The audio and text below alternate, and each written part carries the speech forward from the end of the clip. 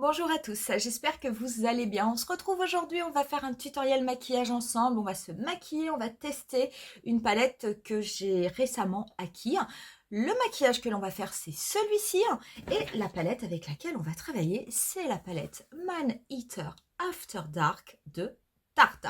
Cette palette, c'est vraiment une palette que je ne pensais pas avoir parce que sur les photos, je la trouvais jolie mais sans plus. Et c'est vrai que d'essayer des couleurs, j'ai vraiment trouvé que cette palette était sublime. Et du coup, j'avais envie de vous faire un tutoriel, de vous la présenter et de vous donner également mes impressions. Cette palette, c'est au tarif de 49,90 € pour 24 fards avec une harmonie. Vous avez tout. En fait, dans cette palette, vous avez tout parce que c'est quand même plutôt neutre, mais vous avez quand même des couleurs un petit peu faux folles, vous avez des couleurs intenses, vous avez des couleurs beaucoup plus légères, des teintes mates, des teintes irisées, quelques teintes satinées, vous avez un noir et vous avez également un beige. Donc, on va dire c'est quand même une palette relativement complète. Cette palette, elle est très rigolote, elle est assez fine, elle a un joli packaging un petit peu léopard qui va également avec le mascara Man Eater. Pour cette vidéo, vous retrouverez la totalité des liens des produits que je vais utiliser au niveau de la barre d'infos. Le teint sera fait hors caméra, mais sachez que j'ai utilisé le primer, le fameux primer de KVD, qui est vraiment un doublon parfait du Poreless de Too Faced, que l'on ne trouve plus. Et pour le reste de ma routine, j'ai utilisé mon anti-cerne Born This Way, ma poudre Born This Way, et mon fameux fond de teint Dior Backstage. Pour ce qui est de ce tutoriel, je me rapproche et on commence de suite. Voilà, je me suis rapprochée pour que l'on puisse faire le maquillage des yeux et on va commencer. Donc je vais prendre un pinceau estompeur, un pinceau assez fluffy et je vais prélever cette teinte qui est la teinte Lust de la palette, qui va être ma teinte en fait de transition. Donc je ne sais pas du tout si les fards sont très poudreux ou pas, on va voir ça de suite. Et cette teinte Lust, je vais l'appliquer au niveau du pli paupière, sur la totalité de mon pli paupière et légèrement au-dessus. Toujours pareil, puisque j'ai une paupière tombante, ça c'est quelque chose que vous me voyez faire de façon systématique. Je dégrade la couleur avec des mouvements circulaires, légèrement au-dessus, ce qui fait que lorsque j'ouvre mon œil, on voit légèrement cette couleur. J'en profite également pour l'appliquer en oblique, de façon à fermer mon maquillage. Et je n'hésite pas à dégrader également au niveau du coin externe. Donc c'est une couleur, c'est vraiment une couleur beige neutre, mais qui a des petits sous-tons rosés, mais qui sont très très légers. Voilà, comme ceci, pas plus. Je prends ensuite un autre pinceau estompeur et je vais prélever la teinte Mandy. Cette teinte Mandy, je la dépose en la tapotant en oblique au niveau du dernier tiers de ma paupière mobile. Donc je mets un peu la tête en arrière justement pour ne pas avoir de plis. Donc c'est aussi une teinte mate. Et je la dégrade sur place avec des mouvements circulaires. Et je vais faire ainsi le coin externe de mon maquillage. Ensuite, avec ce qui me reste sur le pinceau, je n'hésite pas à balayer avec des mouvements de va-et-vient pour ramener cette couleur au niveau de mon pli paupière. Par contre, je ne vais pas jusqu'au coin interne, je vais vraiment m'arrêter à peu près ici. Donc un peu plus de la moitié.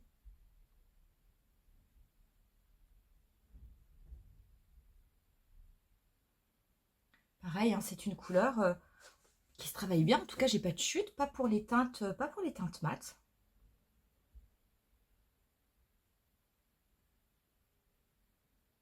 Je prends ensuite un pinceau un petit peu plus fin et je vais prélever la teinte Animal Instinct. Je pensais honnêtement que c'était un marron très très foncé, mais en fait c'est un noir. Donc je n'en prends pas beaucoup et je vais me servir de cette teinte noire pour intensifier le coin externe.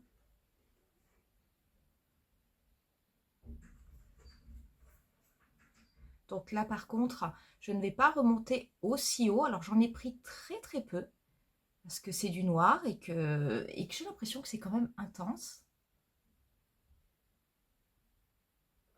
Je veux vraiment intensifier au niveau du V, de la forme de mon maquillage.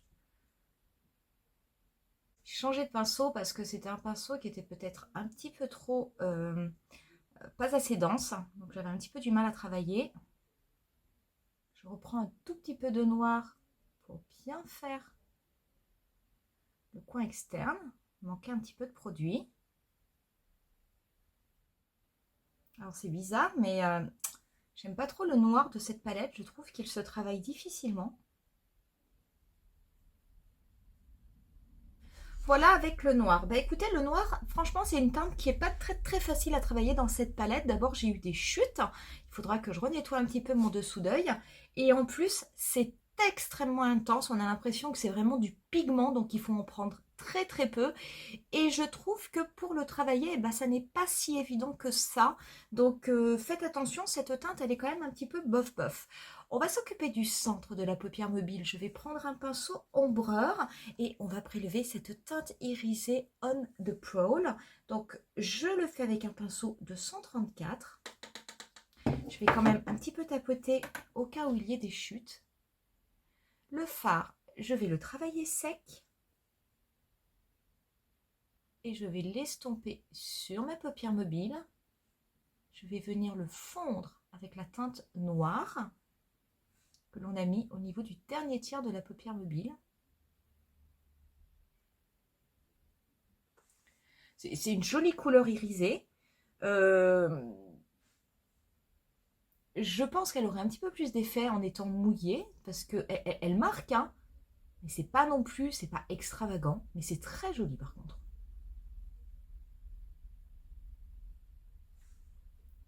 Ça illumine bien l'œil.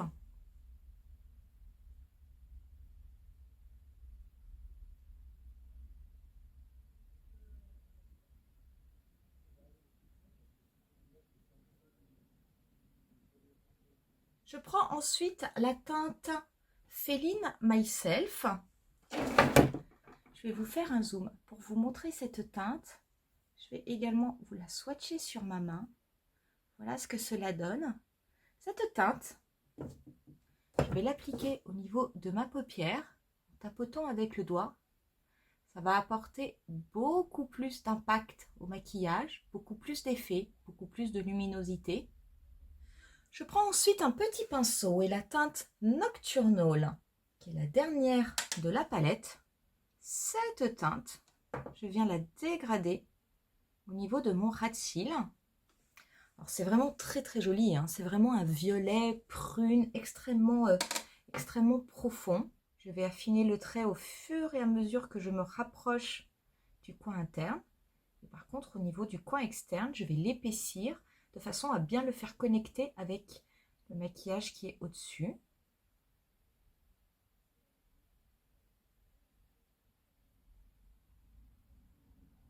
Voilà, je vais prendre un pinceau précis et la teinte Sundown. Cette teinte Sundown, je vais l'appliquer au niveau de mon coin interne.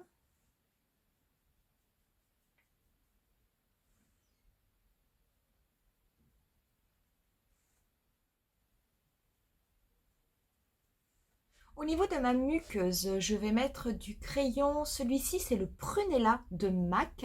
C'est ce crayon qui, comme son nom l'indique, a une petite teinte prune que je trouve... J'adore ce crayon, il fait partie de mes préférés de MAC. Alors, si vous avez les yeux noisettes ou les yeux verts, ça fait vraiment ressortir vos yeux. Donc, j'en mets sur ma muqueuse supérieure et inférieure. Je vais également en mettre légèrement, comme en guise de liner, mais vraiment, je vais crayonner très proche de la racine de mes cils supérieurs. Et je vais passer au mascara. Et le mascara, et bah, du coup, je vais utiliser le Man Eater de Tarte. C'est vrai qu'il y a le tubing, vous le savez, hein, c'est vraiment mon absolu chouchou. Et je l'aime bien, celui-là aussi. Voilà ce que cela donne du coup avec 2 couches de mascara. J'aime bien ce mascara Man Eater. J'aime moins la brosse que celle du Tubing. C'est pourtant une brosse en silicone, mais c'est une brosse droite. Et écoutez, je trouve que c'est le résultat franchement est très très très joli. On va terminer du coup le maquillage. On va rester avec des produits Tarte. Finalement, j'en ai pas mal des produits Tarte. Et on va appliquer le bronzer. Donc le bronzer, c'est mon éternel Park Avenue Princess. Je l'aime beaucoup. Très honnêtement, il est bientôt fini. Mais je peux vous assurer que ça, c'est un bronzer que j'irai racheter. Vraiment, je l'aime beaucoup. Et je l'utilise énormément, quelle que soit la saison.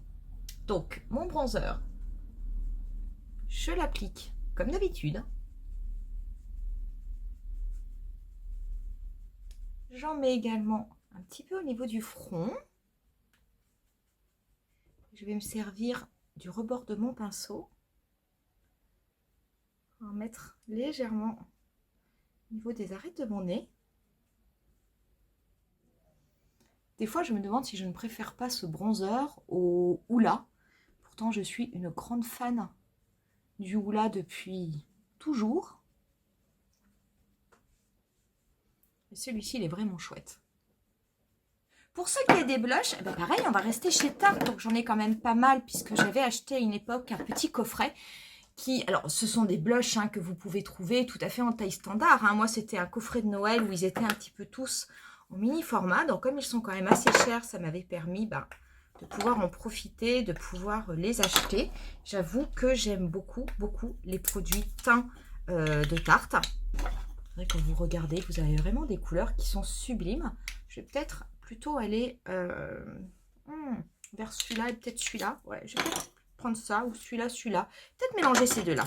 Donc, ces blushs, le rose, c'est le Charmed que je vais d'abord appliquer. Et ensuite, pour apporter un petit peu plus, de foncé, de structure, je vais appliquer celui-ci qui est le blush Delight. J'applique tout d'abord le Charmed. Alors c'est vrai que Tarte, les produits teints, tout ce qui est bronzer, blush, highlighter, c'est vrai que j'ai jamais été, à titre personnel, j'ai jamais été déçue des produits, je les aime bien. C'est vraiment joli, j'avais peur que ça fasse trop rose, mais pas du tout en fait. Quand on regarde au niveau du miroir, c'est joli, c'est pas trop. On pourrait rester comme ça, mais j'ai quand même envie d'appliquer un petit peu le blush Delight. Donc, j'en prends là, je vais... Oula, il est fort. Je vais l'appliquer au-dessus. Alors, j'en mets pas à partir du rebondi de ma joue, je le mets vraiment beaucoup plus haut. Par contre, c'est vrai qu'il est plus intense, ou en tout cas, est-ce que c'est le fait de superposer les deux? Pour ce qui est de l'highlighter, je vais appliquer toujours l'highlighter de chez Tarte qui était dans le coffret, qui est le Fantasy. Je n'en ai qu'un de la marque Tarte. Je vais l'appliquer. Alors, je vais en mettre un peu au niveau du bout du nez et de l'arc de Cupidon. Mettre un peu au-dessus de l'arête de mon nez. Et je vais en déposer très peu au-dessus de mon blush.